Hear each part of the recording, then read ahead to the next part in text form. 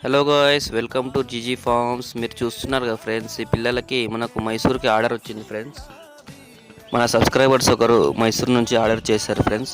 దీనికి మైసూర్కి ట్రాన్స్పోర్ట్ చేస్తున్నాం మనం ఈరోజు.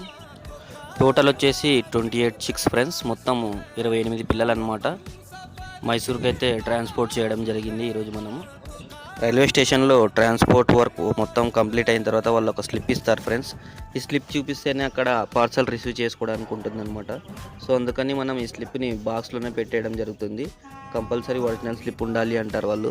దానికోసం బాక్స్లోనే పెట్టేసి మనం ప్యాక్ చేయడం జరిగింది.